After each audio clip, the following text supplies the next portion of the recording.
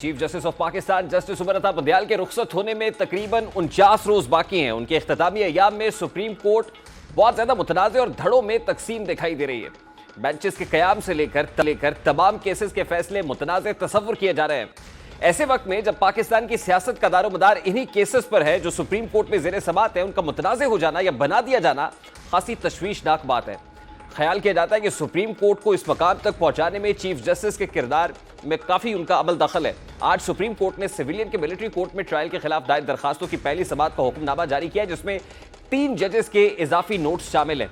उनमें एक note justice काजी फायज ईसा का भी है, जो कुछ रोज कबल सुप्रीम कोर्ट की वेबसाइट पर जारी होने के कुछ ही लम्हात के बाद हटा लिया गया था। इस केस की समाअत शुरू से ही मुतनाज़ थी, क्योंकि केस की समाअत से कबल ही चीफ जस्टिस ने कुछ सीनियर वकला से मुलाकात की थी जो खुद इस केस में बतौर फरीक शामिल थे।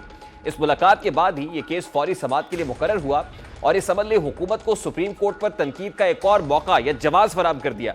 ईद से कबल इस केस की समाअत गैर मुअय्यना मुद्दत तक के लिए मुलतवी कर दी गई थी, लेकिन ईद से एक रोज कबल चीफ जस्टिस ने 3 ऐसे यूट्यूबर्स से मुलाकात की जो कोर्ट रिपोर्टिंग करते हैं और उनको पीटीआई का हम ख्याल सहाफ़ी समझा जाता है। इस मुलाकात में मुबैना तौर पर चीफ जस्टिस ने अपना ज़हन बिल्कुल वाज़ेह कर दिया है और यह भी बता दिया है कि उन्होंने कुछ अहम केसेस के फैसले महफूज कर लिए जिससे हुकूमत के होश उड़ाए जाएंगे। इस मुलाकात और इसमें होने वाली गुफ्तगू के मंदब आने के बाद अक्सरियत यही ख्याल कर रही है कि चीफ जस्टिस जो भी फैसला सादर करेंगे उसका अंजाम वही होगा जो 14 मई को इलेक्शंस के हवाले से फैसले का हुआ। चीफ जस्टिस ने जिन 3 अफराद से मुलाकात की है उनमें सिद्दीक जान, आबिद अंदलीब और अहमद अदील सरफराज शामिल है। ज़राए के मुताबिक मुबैना तौर पर इस मुलाकात में चीफ जस्टिस का कहना था कि बानी तहरीक इंसाफ ने पंजाब और केपीकी की असम्बलियां तहलील करके सबसे बड़ी हमाकत की है। दूसरा अहम नुकता जो चीफ जस्टिस ने कहा वो ये था कि 9 मई के बाद की सूरत हाल चेयरमैन पीटीआई के लिए यकसर तब्दील हो गई है। इस वक्त चेयरमैन पीटीआई शदीद मसले में है। चीफ जस्टिस ने यूट्यूबर्स को अदालती बहरान पर भी कहा कि काजी फायज ईसा को मैंने समझाने की पूरी कोशिश की है, मगर वो अपने मौक़िफ़ से हटने को तैयार नहीं है। जस्टिस काजी फायज ईसा का मौक़िफ़ यह है कि बेंचेस की तश्कील में सीनियर जजेस की राय शामिल होनी चाहिए और जस्टिस मज़ाहिर नकवी के खिलाफ रेफरेंस का फैसला भी होना चाहिए। मुबैना तौर पर उनका यह भी कहना है कि अदालती बहरान के हवाले से यह कहा है कि इस्लामाबाद हाई कोर्ट के चीफ जस्टिस आमिर फारूक और 2 और सीनियर जजेस अपनी जजमेंट्स में सीनियर्स की राय का एहतराम नहीं करते। चीफ जस्टिस उमर अता बंदयाल ने अपने अकीदे की बुनियाद पर यह कहा है, ख़ास तौर पर डंके की चोट पर एक शख्सियत से मोहब्बत का इजहार किया और कहा है कि फ़ौजियों को अंदाज़ा ही नहीं है कि ये उसको कभी तोड़ नहीं सकते हैं। जितना वो दिलेर और बहादुर है ये उसका कुछ बिगाड़ नहीं सकते। उन्होंने हुकूमत के बारे में गुस्से का इजहार करते हुए कहा कि आइंदा दिनों में उन्होंने कुछ फैसले लिखे हुए हैं जो हुकूमत को ठीक कर देंगे। चीफ जस्टिस ने कहा कि मैं बयान नहीं कर सकता कि हम पर फौज का कितना दबाव है, कई जजेस को हिरासा किया जा रहा है। उन्होंने कहा कि चीफ जस्टिस आमिर फारूक और जस्टिस अरबाब मोहम्मद ताहिर के अलावा इस्लामाबाद हाई कोर्ट के तकरीबन तमाम जजेस हाल ही में मुझसे मिलने आए और शिकायत की कि उन्हें फौज की तरफ से बेपनाह दबाव का सामना है और उन्हें हिरासा किया जा रहा है। ये सब बातें रिपोर्टेडली हो रही हैं। एलिजिडली ये कहा जा रहा है कि इस मुलाकात के अंदर जो बातें हुई हैं वो चीफ जस्टिस से मंसूब करके बताई जा रही है कि उन्हें साबित कदम रहने और झुकने से इनकार करने का मशवरा देते हुए कहा गया है कि सबको बर्दाश्त करें। केसेस पर भी चीफ जस्टिस ने यूट्यूबर्स को एतमाद में लिया है और कहा है कि supreme court practice and procedure bill पर ईद के फौरी बाद बहस होगी। इस मसले को मैंने हल करके जाने। ये जो मुलाकात हुई है ये 27 जून की मुलाकात है, जिसका अहवाल या मंजरनामा अब बाहर आना शुरू हो गया है। इस मुलाकात के बाद जो गुफ्तगू सामने आई है, बज़ाहिर उसकी मुलाकात में शामिल सहाफ़ी सिद्दीक जान ने तरदीद की है, लेकिन उन्होंने चीफ जस्टिस से मुलाकात की तरदीद नहीं की। ये नहीं कहा कि चीफ जस्टिस से मुलाकात सिरे से हुई नहीं है। अब यह सवाल यह है कि क्या ये महज एक इत्तफाक है कि चीफ जस्टिस इन्हीं यूट्यूबर्स को खुफिया तौर पर मिले हैं जिनका झुकाव चेयरमैन तहरीक इंसाफ या तहरीक इंसाफ की तरफ है।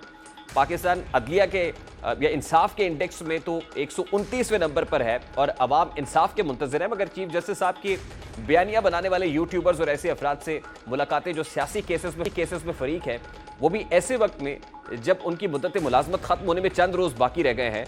क्या कोई बयानियाँ बनाने की कोशिश की जा रही है? गुज़श्ता कुछ बरसों में हमारे मुल्क की अदलिया का तासुर ऐसा बन चुका है कि जैसे वो किसी के ज़ेरे असर फैसले कर रही है और किसी खास जमात को फ़ायदा पहुँचाने के लिए काम कर रही है।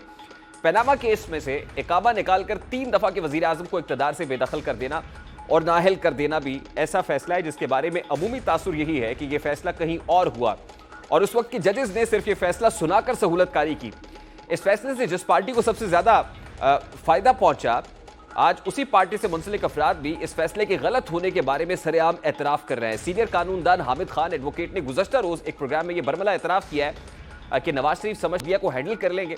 बाद में नवाज शरीफ को एहसास हुआ कि ऐसा शायद हो नहीं सकेगा, क्योंकि मामला उनके हाथ से निकल चुके हैं, उन्हें नाअहल करने का फैसला कहीं और हो चुका था। हामिद खान के एतराफ के बाद आज वजीर इत्तलात मरियम औरंगजेब ने प्रेस कॉन्फ्रेंस करते हुए बानी तहरीक इंसाफ को कड़ी तनकीद का निशाना बनाते हुए कहा कि नालायक शख्स 4 साल तक पाकिस्तान पर मुसल्लत रहा, पीटीआई के अपने लोगों ने पनामा साजिश को बेनकाब कर दिया।